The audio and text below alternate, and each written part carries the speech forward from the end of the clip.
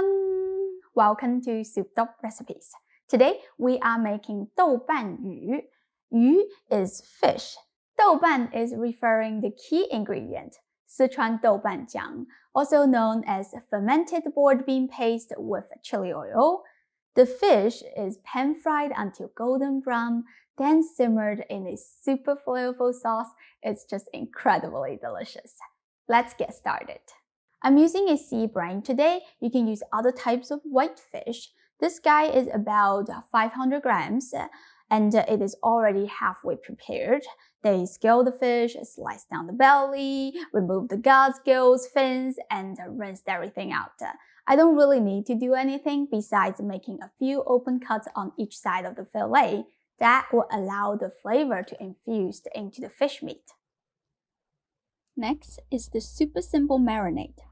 4 scallions, cut them into 1-inch long pieces. 1 piece of ginger, cut into small chunks and smash them one by one. Roughly dice them. Slightly crush the aromatics and put them over the fish. Add a drizzle of Chinese cooking wine. Use the ginger and the scallions to rub all over the fish, including the inner surface. Do this for 3 to 5 minutes until the liquid becomes a little bit slippery. Set the fish aside at room temperature for 15 minutes.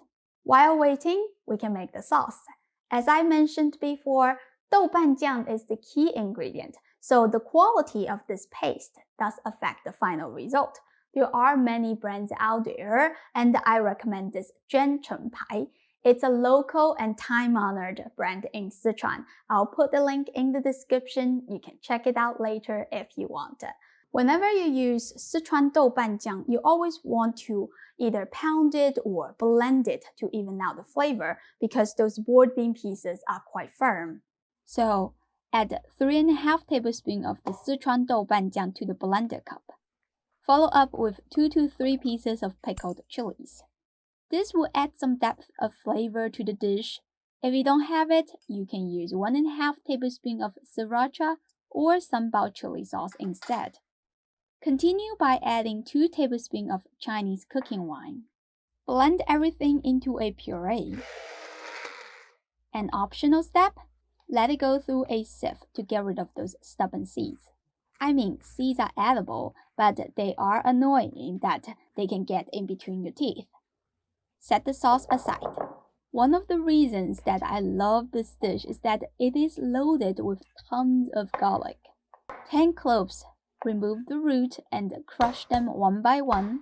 Dice them finely.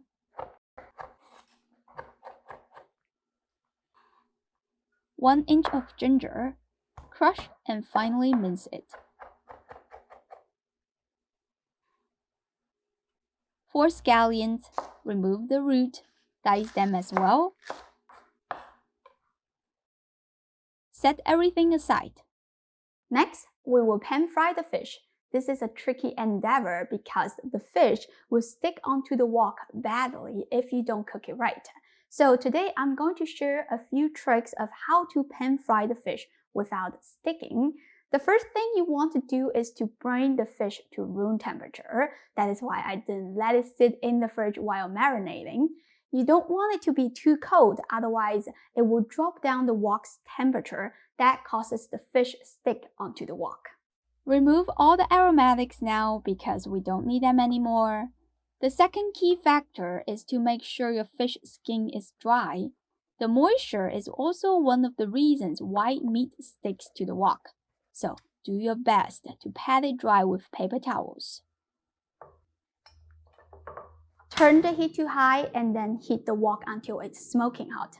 This is the most important step. Let me say it this way. If your fish is wet and cold, you can still get a good non-stick result by cooking it in a super hot wok. But if your wok is not hot enough, then you will end up with a sticky mess no matter what you do. When the wok is properly heated, you can add the oil. Be generous with the amount.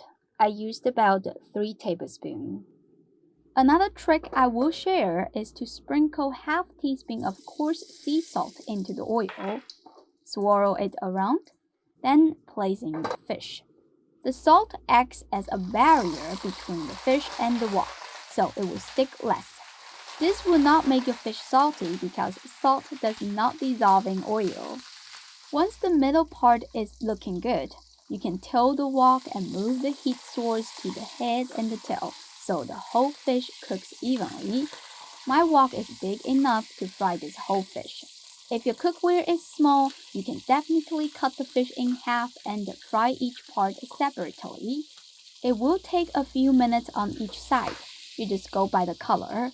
Once it is golden brown, you can flip it and fry the other side. Another mistake that people often make is to constantly slip the spatula under the fillet to check whether the skin is sticking or not. Do not do that unless you can see some brown color on the edge of the fish. As I mentioned before, pan frying fish is very tricky. The meat will stick onto the cookware even if you have done every step right. The secret is that it will release itself from the wok surface, so you just have to trust it. Give it time for it to be ready. If you move it too early, you're breaking the skin, which causes the juice to leak out.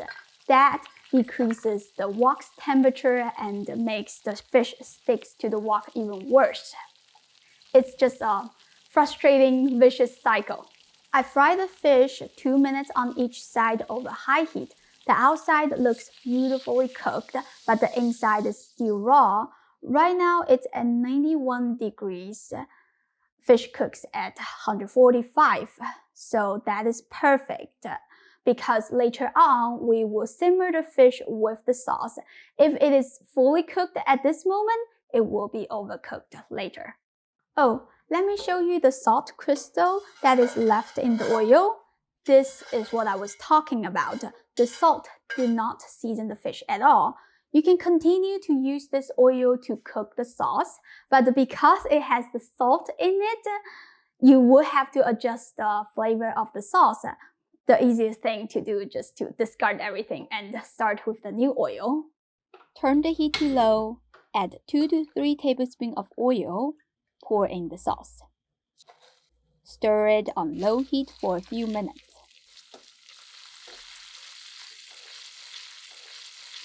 Then add in the garlic and the ginger. Keep cooking for a couple of minutes or until they are fragrant. Pour in 1½ cup of water. Actually, I used this water to rinse the blender cup and the sieve because I didn't want to waste the flavor.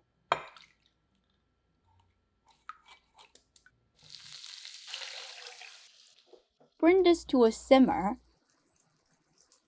Give it a taste before seasoning it because every brand of doubanjiang is slightly different. Mine needs 2 teaspoons of sugar, 2 teaspoons of soy sauce, and 1½ tablespoon of Chinese black vinegar. Depending on the brand that you are using, you might need to adjust the measurement a little bit. Turn the heat to medium. Place the fish back into the wok.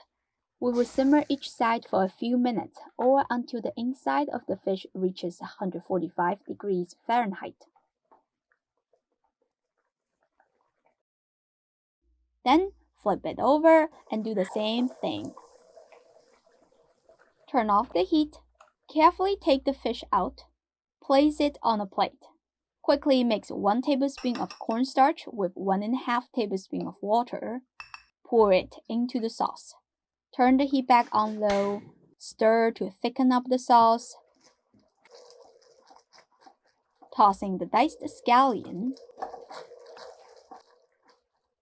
Pour this sauce all over the fish and you are done. I'm so excited. Let's give it a try. The fish is perfectly cooked.